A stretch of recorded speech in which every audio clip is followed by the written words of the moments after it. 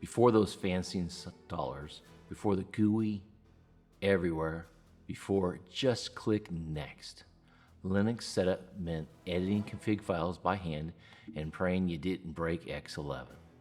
And then there was YAST, a tool so ahead of its time that even today most distros still don't have anything quite like it.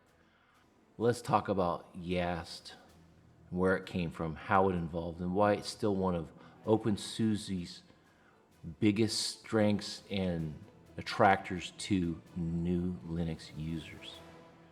The birth of YAST is really 1995 to 1997. YAST stands for Yet Another Setup Tool, and it was created in 1995 by Hubert Mentel while working at SUSE Linux in Germany, because that's where SUSE is from, not just OpenSUSE, but back then it was just SUSE. At this time, Linux installs were painful. You needed to do everything via CLI. Linux installs could be painful, especially for new Linux user. Hardware detection was hit or miss. Networking meant editing files etc host, etc sysconfig manually. YAST changed everything by introducing a menu-driven system installer. It ran in the terminal, but it was structured, readable, and safe.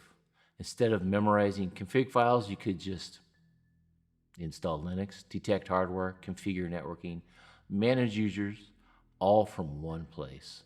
The idea was revolutionary for Linux. That cannot be denied. YAST becomes SUSE's killer feature in the late 1990s and early 2000s.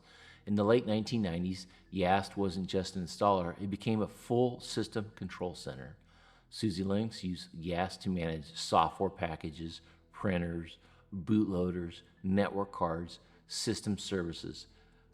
This was years before other distros even attempted something similar.